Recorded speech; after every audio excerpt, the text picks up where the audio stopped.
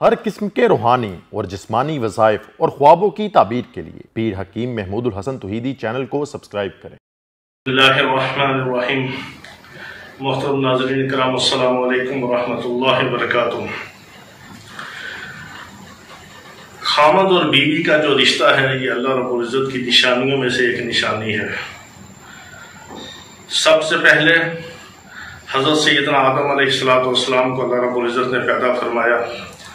اس کے بعد ان کی پسلی سے حضرت اماں حوا کو پیدا فرمایا، اور اس طرح اللہ رب العزت نے ایک جوڑا بنا کے ان سے بنی و انسان کی نسل کی افزائش کا ایک سلسلہ چلایا۔ اور میاں بیوی کا جو رشتہ ہے یہ اللہ رب العزت نے ایسا مقدس اور پاکیزہ بنایا ہے، جس کو اللہ رب العزت نے قرآن مقدس کے اندر ایک دوسرے کا لباس کہہ کر مخاطب کیا کہ میاں اور بیوی، شوہر اور بیوی، خامد اور بیوی ایک دوسرے کا لباس ہیں۔ لباس کیا ہوتا ہے؟ لباس وہ ہوتا ہے جو بدن انسانی کو ڈھانپ لیتا ہے، اس کے تمام عیبوں کو چھپا لیتا ہے، اس کی تمام کمیوں اور کجیوں اور کوتاہیوں کو بالکل پردہ ڈال کر چھپا لیتا ہے، وہ لباس ہوتا ہے۔ اور خامد اور بیوی کا رشتہ جو آپس میں اللہ رب العزت نے ایک دوسرے کا لباس کہا ہے، ایک دوسرے کی کمیوں کے ساتھ، کوتاہیوں کے ساتھ اور خامیوں کے ساتھ ایک دوسرے کو ڈانپ لینا، چھپا لینا، برداشت کر لینا، ایک دوسرے کی کڑوی کسیلی باتوں کو اگنور کر دینا، اور پھر ہنسی خوشی ایک دوسرے کے ساتھ زندگی بسر کرنا، یہ ہے میاں اور بیوی کا رشتہ، یہ ہے خامد اور بیوی کا رشتہ، یہ ہے اللہ کی نشانیوں میں سے ایک نشانی، جس کو اللہ نے اپنی نشانیوں میں سے ایک نشانی کہا، جس میں اللہ رب العزت نے جس کے متعلق ایک دوسرے کا لباس کہا، ایک دوسرے کا پردہ کہا، ایک دوسرے کے لیے سکون حاصل کرنے کا ذریعہ اللہ رب العزت نے اس کو فرمایا کہ شوہر اور بیوی کا جو رشتہ ہے یہ ایک دوسرے کے ساتھ ایسا محبت اور پیار کا رشتہ ہے جس سے دونوں کو ایک دوسرے سے سکون ملتا ہے، الفت پیدا ہوتی ہے، محبت پیدا ہوتی ہے، ایک انس ہوتا ہے، اور اسی محبت کے نتیجے میں اللہ رب العزت نے آگے پھر اولاد کی پیدائش کا اور اولاد کی تعلیم و تربیت کا ایک سلسلہ چلایا کہ جب میاں بیوی کے آپس میں قلوب ملتے ہیں، محبت اور الفت پیدا ہوتی ہے، تو پھر ایک دوسری خواہش جنم لیتی ہے کہ ہم دونوں کی ایک مشترکہ اولاد ہو، اللہ ہمیں اولاد کی دولت سے نوازے، اس اولاد کی ہم مل کر تعلیم اور تربیت کریں، ان کی پرورش کریں، ان کو ایسے طریقے سے ایک اچھا انسان بنائیں۔ یہ میاں بیوی کا رشتہ ہے۔ جب آپس کے اندر محبت پیدا ہوتی ہے تو پھر اولاد کی طرف ان کی رغبت ہوتی ہے، اور اولاد کی اچھی تعلیم اور تربیت ہوتی ہے، اور اولاد کی اچھی پرورش ہوتی ہے۔ میاں اور بیوی دونوں مل کر اولاد کی اچھی تعلیم و تربیت اور پرورش کرتے ہیں۔ جب آپس کے اندر محبت نہیں ہوتی، جب آپس کے اندر الفت اور پیار نہیں ہوتا، جب آپس کے اندر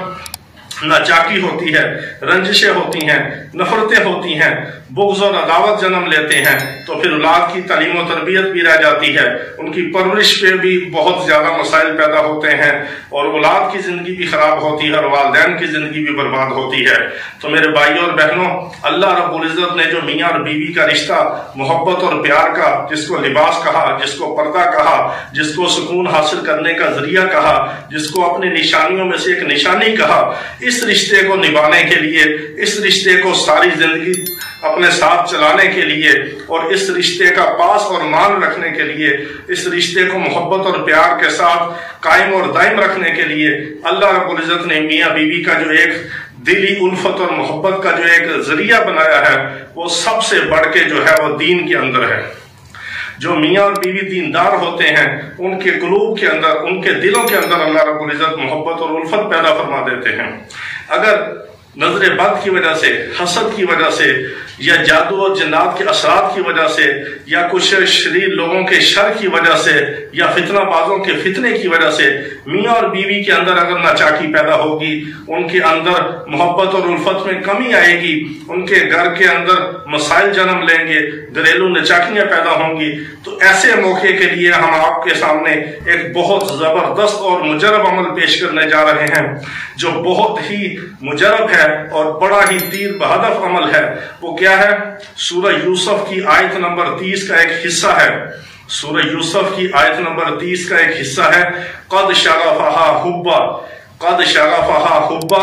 اس کے ساتھ آپ نے ساتھ ملانا ہے یا لطیف یا ودود، تو یہ اس طرح بنے گا قد شغفہا حبا یا ودود یا لطیف، ایسے بھی پڑھ سکتے ہیں قد شغفہا حبا یا لطیف یا ودود، ایسے بھی پڑھ سکتے ہیں، یعنی آپ یا لطیف یا لطیف کو پہلے بھی لگا سکتے ہیں، یا ودود کو بعد میں، اور یا ودود کو پہلے اور یا لطیف کو بعد میں بھی لگا سکتے ہیں، اس میں کوئی مسئلہ نہیں، لیکن یہ دو اللہ رب العزت کے پاک نام اس آیت کے اس حصے کے ساتھ ضرور ملانے ہیں۔ اس کی ترتیب اسی طرح ہوگی، سورہ یوسف کی آیت نمبر 30 کا یہ جو حصہ ہے قد شغفہا حبا یا لطیف یا ودود پڑھ لیں، یا قد شغفہا حبا یا ودود یا لطیف پڑھ لیں، دونوں طرح جیسے آپ کی زبان پہ آسانی سے چل جائے دونوں طرح سے پڑھنا ٹھیک ہے۔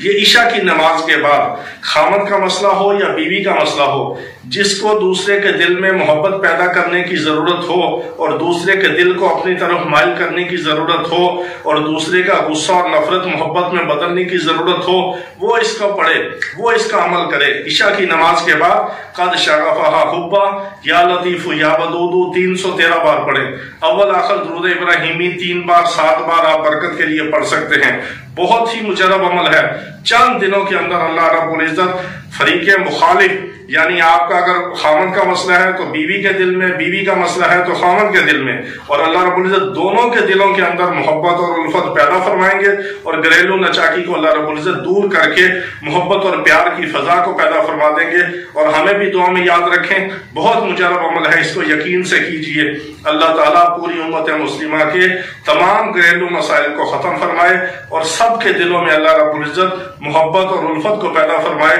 وآخر دعوانا ان الحمدللہ رب العالمین۔